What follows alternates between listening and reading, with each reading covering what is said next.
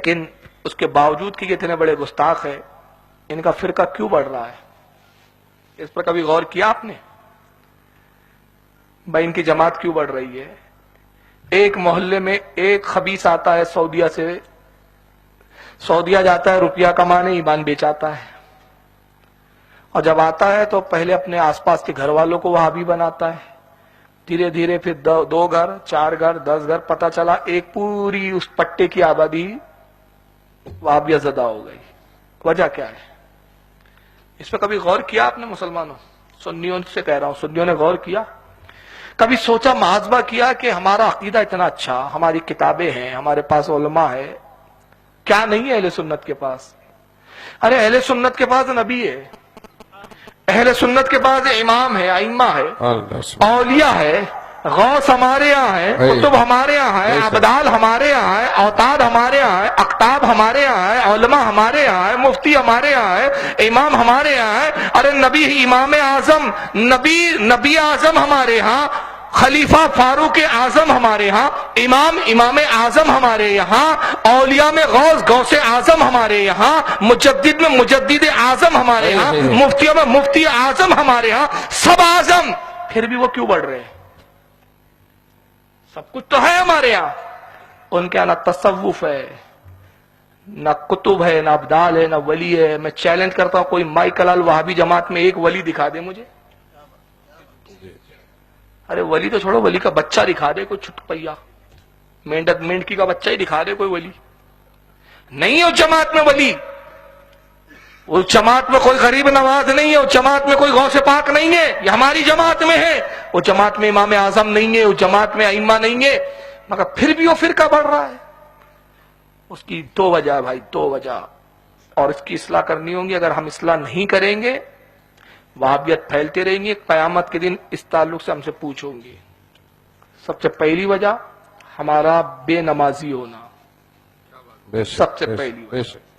نماز اب نہیں پڑھتے، 11ویں کا نام ہو تو 10 من کی بریانی تیار ہے، میلاد کی بات ہو 50 من پکانے کے لیے ہم تیار ہیں، جلوس کی بات ہو، ہاں جلوس سے اچھا تو منورنجن کا کوئی سادھن نہیں ہے اس وقت ہمارے پاس، کیونکہ ڈی جے ہم نکالیں گے، تھرکیں گے، ہم ناچیں گے، ہم پیر تو ہمارے تھرکنا چاہیے۔ یہی تو تعلیم ہے۔ عرس ہوگا ابھی، کس کا عرس ہوگا آپ کے یہاں؟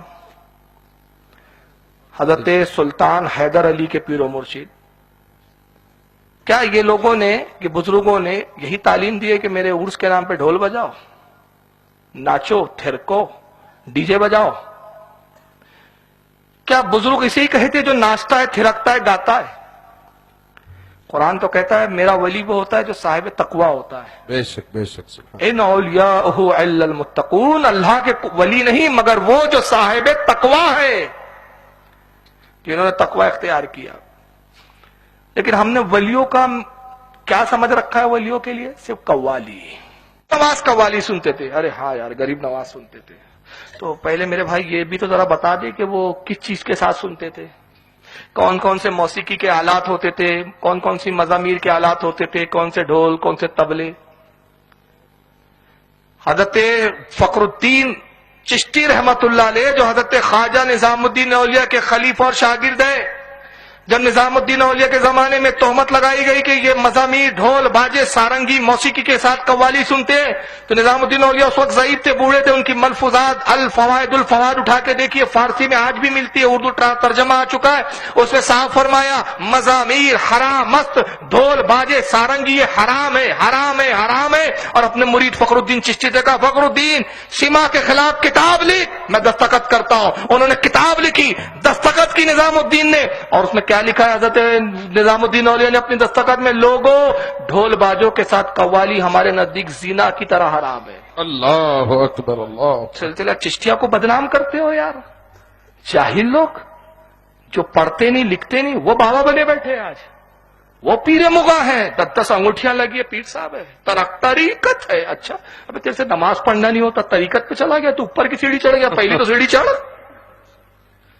پہلی سیڑھی تو چڑھانی ہے، دوسری سیڑھی پہ عورتوں سے پیر دبا رہا ہے، طریقت، عورتوں سے بے پردہ مل رہا ہے، طریقت۔ نماز کیوں نہیں پڑھتا؟ قوالی سنے گا، طریقت، رقص کرے گا، طریقت، ناچے گا، طریقت۔ کیوں صاحب؟ طریقت ہے، طریقت اونچی ہے، شریعت چھوٹی ہے۔ ابے جب تو چھوٹی پہ فائز نہیں تو بڑی پہ کہاں چلا گیا؟ سلسلہ چشتیہ کو بدنام کرتے یہ لوگ. میں چشتی ہوں خدا کی قسم. میں آج تحدیث نعمت پہ کہہ رہا ہوں سلسلہ چشتیہ سے بیعت بھی ہو, سلسلہ چشتیہ میں خلافت بھی ہے, مرید کرتا نہیں ہوں میں. سبحان اللہ سبحان اللہ.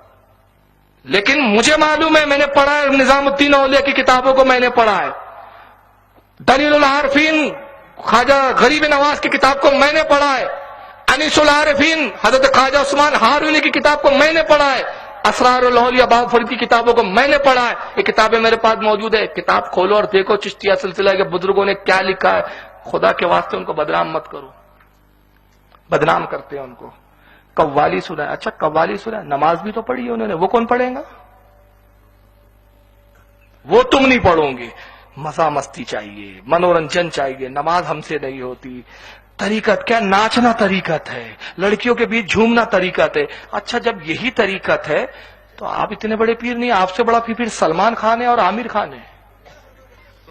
وہ بہت بڑے طریقت پہ فائد ہے, اس کا دن رات یہی کام ہے. پھر تو آپ اس سے جا کے مرید ہو جائیے. اس میں کیا سرخاب کے پر لگے اس سے مرید ہو رہے ہو آپ؟ ایک بات بتاؤ یار ذرا ایمانداری سے, درد کے ساتھ میں بات کر رہا ہوں. ایک ڈی جے کا سندل نکلتا ہے آپ کے یہاں, ڈھول بازوں سے سندل نکلتا ہے, پورے ہندوستان کا یہی حال ہے. مجھے یہاں کا نہیں پتا لیکن میں پورے ہندوستان کی بات کر رہا ہوں. ایک مجھے خدا کی قسم میں چیلنج سے بول رہا ہوں, مجھے ایک ایسا وہابی بتاؤ جو آپ کے سندل کو دیکھ کے سنی بناؤ, دکھاؤ مجھے. میں ہوں کل تک یہاں, کل بھی میرا جلسہ قریب میں رکا ہوں. مجھے کل ملانا اس کسی وہابی سے, میں رکوں گا صبح تک. اگر آپ بولے اور مجھے کسی ایسے وہابی سے ملاؤ جو وہابی تھا اور اس نے کہا کہ بھائی یہ سندل دیکھ کے میرے دل کے دریچے کھل گئے, میں سنی ہو گیا. مگر خدا کی قسم میں آپ کے شہر میں ایسے 50 وہابی دکھا دوں گا جو سنی تھے اور یہ ڈی جے کو دیکھ کر وہابی بنے.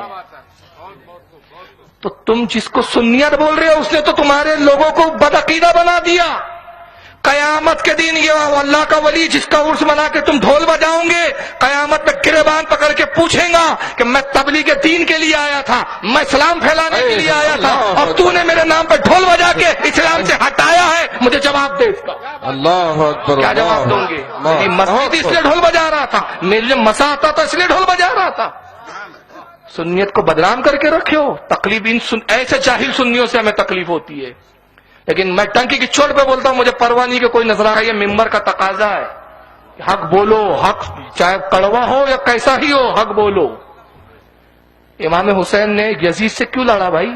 یہی تو پرابلم تھا, یزید کا ڈھول بجاتا تھا, موسیقی کا رنگیلا شیدائی تھا. امام نے کہا سر دوں گا, گردن دوں گا, مگر ایک ڈھول بجانے والے کے ہاتھ میں ہاتھ نہیں دوں گا. جس امام نے اس کو دنیا کا بادشاہ نہ مانا, تم دین کا بادشاہ سمجھ کے اس سے بیعت کرنے جاتے ہو ایسے پیر سے. عجیب رقص آتا ہے. ارے باپ رے, میں نے دیکھا ہے, میں نے ایسا دیکھا ہے جا کے. میں گیا ہوں کہ بھائی دیکھو تو ان کے تماشے کیا ہوتے ہیں. ہمارے ناگپور میں بابا تاج الدین بہت بڑے بڑے ڈھونگی آتے ہیں, ہم تو دن رات دیکھتے ہیں. ایسے ایسے وہاں ڈھونگی دیکھتے ہیں ہم کہ جو تو آپ نے بھی نہیں دیکھے ہوں گے, روز کا معمول ہے ہمارا. قوالی ہو رہی ہے سیما میں صاحب اس کو وجد آتا ہے, داڑھی صاحب ہے, وجد آ رہا ہے. ہائے ہائے ہائے, وجد آ رہا ہے تجھے؟ وجد کی تعریف معلوم ہے کیا؟ کھولو ذرا اسرار الاولیاء بابا فرید کی. پوچھا گیا حضور صوفیاء کے وجد جو آتا ہے اسے وجد کی کیا کیفیت ہے, اسے کیا کہتے ہیں؟ فرمایا میاں یہ ایک حال ہے, اور حالت وجد میں اللہ کا ولی قرب خاص خدا بندی میں ہوتا ہے.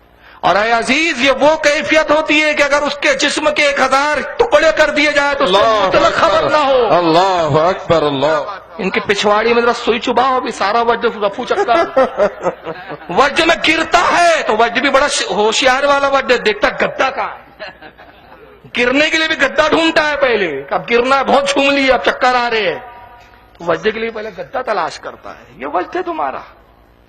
یہ سنیت کو تباہ کر رہے ہو یار تم. یہ سنیت نہیں ہے, یہ مسلک کے اعلیٰ حضرت نہیں ہے, والی قوم نہیں ہے, وہ ناچنے والی قوم نہیں ہے, یہ مسلمانوں کا ورثہ نہیں ہے. کیا بنا دیا یار مسلمانوں کو؟ کوئی بولنے والا نہیں, کوئی کسی کے سننے والا نہیں, سب من مائی نہیں کر رہے ہو. اور سنیت کا نقصان پہ نقصان, نقصان پہ نقصان. ایک کاروبار کرتے ہو تم, میرا بھی اب تک کاروبار ہے, طریقہ ہے, ایک محاسبہ کرتا ہے آدمی. 2 مہینے 3 مہینے بعد ایک دن بیٹھتا ہے ڈائری لے کے, یار کتنا کمایا کتنا گوایا. دیکھتا ہے یار 2 لاکھ روپے کاروبار میں لگائے, ارے سالا لاس ہو گیا یار. بینک میں تو 1.5 لاکھ ہی بچا, 50,000 اپنے لاس ہو گئے, نقصان میں. اپن دیکھتا ہے کہ نہیں صاحب؟ چلو یار اللہ صبر دے بھائی، چلو یار اس بار نقصان ہو گیا، اب بڑی محنت کروں گا، نقصان کی بھی بھرپائی کروں گا. پھر اس نے 4-5 مہینے میں محنت کی، پھر حساب کرنے ایک دن بیٹھا، دیکھا ارے یار اب تو 1 لاکھ کا لاس ہو گیا. اور مجھے بتاؤ ایک اچھا بزنس مین یہ غور نہیں کرے گا کہ بھئی کہاں کمی رہ گئی یار کہ بار بار اس کاروبار میں نقصان ہو رہا ہے؟ غور کرے گا کہ نہیں کرے گا؟ کرے گا نا. بیوقوف ہے کہ وہی کاروبار کرتے پھر سوچا یار یہ کاروبار بدل دینا چاہیے، یہ کاروبار اپنے کو سوٹ نہیں کر رہا ہے، یہ کاروبار اپنے سے جم نہیں رہا ہے، دوسرا کاروبار دوسرا روزگار تلاش کرے گا، پورا پیسہ نہیں گنوائے گا. تم نے دنیا کو اتنی اہمیت دی، کیا کبھی دین کو اتنی بھی اہمیت دی کہ کبھی احساس کرنے بیٹھے ہو کہ بھئی 1 سال میں ہمارا کتنا نقصان ہوا ہے، کتنے سنی بنے اور کتنے وہابی بنے؟ ہمیں اس کا احساس نہیں ہے. ہماری بلا سے ہمارا پڑوسی وہابی ہوتا ہے، ہمیں کیا کرنا ہے؟ ہم تو پکے سنی ہے، ناچنے والے سنی ہے، ناچیں گے. سنیت کا نام ہی ناچنا ہے، اور اس کا نام طریقت. 8 انگوٹھی آ جائے تو معرفت. مجھے تو سمجھ میں نہیں آتا، وہ ہمارے ناگپور میں باور رہتا ہے، میں بہت رد کرتا ہوں اس کا. 16 انگوٹھیاں میں بولتے پخانا دھوتا کیسا پتہ نہیں ہے، پچھواڑی یہ سب اٹکتا ہوں گا اس کے اندر. یہ طہارت بھی اس کی رہتی کہ نہیں رہتی؟ یہ باوا گیری کا نام ہے؟ یہ اسلام ہے؟ ارے آقا کے پاس ایک صحابی آئے، پیتل کی انگوٹھی پہنے ہوئے تھے، سونے کی انگوٹھی پہنے تھے. آقا نے فرمایا کیا بات ہے تیرے ہاتھ میں؟ میں دیوتاؤں کا زیور دیکھ رہا ہوں، دیو کا زیور دیکھ رہا ہوں. انہوں نے سونے کی انگوٹھی نکالی، صحابہ کا جذبہ دیکھو، پھینک دیا. تو ایک صحابی نے کہا کہ رسول اللہ نے عورتوں کے لیے تو حلال کیا ہے، صحابی اس انگوٹھی کو اٹھا لو، اپنی بیوی کو دے دینا. کہا قسم خدا کی جس چیز کو نبی نے نفرت سے دیکھ لیا میں اس کو اٹھاؤں گا نہیں. سبحان چھوڑ اللہ. دیا اس کو. میرے نبی نے اس کو نفرت سے دیکھ لیا، اب میں اپنی عورت کو بھی نہیں پہناؤں گا، حالانکہ اس کے لیے حلال ہے. دوسرے دن لوہے کی انگوٹھی پہن کر آئے. سرکار نے کہا کیا بات ہے؟ میں تیرے ہاتھ میں جہنمیوں کا زیور دیکھ رہا ہوں. پھر گئے تیسرے دن، غالباً تانبے یا کسی اور کی وہ انگوٹھی پہن کے آئے، تو انہوں نے فرمایا کیا بات ہے؟ میں تیرے ہاتھوں میں فاسقوں کا زیور دیکھ رہا ہوں. اب عرض کیا یا رسول اللہ پھر کیا میں انگوٹھی نہ پہنوں؟ فرمایا تیرا جی چاہے تو پہن لے، مگر ایک چاندی کی انگوٹھی پہن، 4.5 ماشا سے زیادہ اس کو نہ کرنا. یہ قانون دیا رسول اللہ نے کہ زیادہ سے زیادہ ایک انگوٹھی. نبی کہہ رہے ایک انگوٹھی، اور یہ 12 18 لگی ہوئی ہے. اسی کا نام باوا گیری، آتا جاتا کچھ نہیں. کچھ پوچھے حضرت کہتے بیٹے یہ عرش اعظم کی باتیں تمہارے سمجھ میں نہیں آئیں گے. ابے عجیب جاہل، جب تو سمجھا نہیں سکتا تو باوا کائے کا ہے؟ پھر تو جب سمجھا نہیں سکتا تو باوا کائے کا ہے؟ تو کائے کا ولی ہے بے؟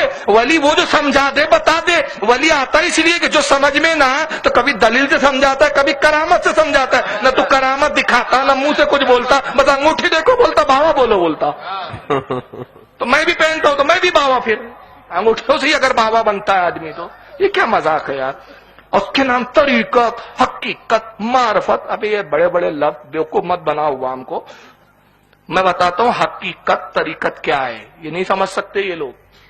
بابا فرید کے پاس آیا، میں سب سلسلہ چشتیہ کے بزرگوں کے حوالے دے رہا ہوں کیونکہ انہی کے نام پہ سب بازار گرم ہے. قادریوں کی بات نہیں کر رہا ہوں میں، ورنہ تہمت لگ جائیں گی قادری بڑے شدت پسند ہوتے ہیں. میں چشتیوں کی بات کر رہا ہوں. بابا فرید کے بعد ایک شخص آیا، سرکار زکوٰۃ کے بارے میں پوچھنا ہے حضور، زکوٰۃ کتنی فرض ہے؟ کہا شریعت کی زکوٰۃ بتاؤں کہ طریقت کی زکوٰۃ بتاؤں کہ معرفت کی زکوٰۃ بتاؤں؟ کہا حضور یہ کون سی 3 زکوٰتیں آ گئی؟ میں نے تو ایک ہی زکوٰۃ کے بارے میں سنا ہے. آپ کے نزدیک؟ کام صوفیہ کے نزدیک 3 زکوٰتیں ہیں. کہا سرکار بتا دیجیے، تینوں زکوٰتیں بتا دیجیے. تو بابا فرید فرماتے سنو میاں، شریعت کی زکوٰۃ یہ ہے کہ تیرے پاس 100 روپے ہو تو 97.5 روپے اپنے پاس رکھ، 2.5 روپے اللہ کی راہ میں دے دے. شریعت کی زکوٰۃ. طریقت کی زکوٰۃ یہ ہے کہ 2.5 روپے تو اپنے پاس رکھ، 97.5 روپے اللہ کی راہ میں دے دے. اور معرفت کی زکوٰۃ یہ کہ کچھ بھی نہ رکھ، سب اللہ کی راہ میں دے اور اللہ پہ توکل کر لے. یہ ہے شریعت، طریقت، معرفت. مزہ مستی کا نام طریقت رکھ لیا، موج مستی کا نام آنے دو سب طریقت معرفت. یہ اسلام نہیں ہے بھائیو. میں کسی کو طنز کرنا مقصود نہیں، آپ کی آنکھیں کھولنا مقصد ہے. اللہ تعالیٰ آپ لوگوں کو توفیق دے گی. ڈی جے سے بچیے، آپ ڈھول سے بچیے. کم سے کم اسلام کے نہیں ہو سکتے تو اسلام کا نقصان بھی مت پہنچاؤ یار. نہیں عمل کرنا ہوتا، عمل تو کرنا چاہیے، فرض عین ہے، نماز تو پڑھنی چاہیے. نہیں پڑھتے ہو تم نماز تو کم سے کم وہ بھی کام مت کرو کہ جس سے ہماری سنیت بدنام ہو، ہمارے بزرگان دین بدنام ہو. کرتے تم ہو، وہ آپ کو نہیں بولتے، لوگ بزرگوں کی طرف انگلیاں اٹھاتے ہیں، بے شک لوگ مشائخ کی طرف، علماء کی طرف انگلیاں اٹھاتے ہیں۔ خدا کے واسطے ایسے کام مت کرو۔ اللہ تعالیٰ سے دعا ہے کہ پروردگار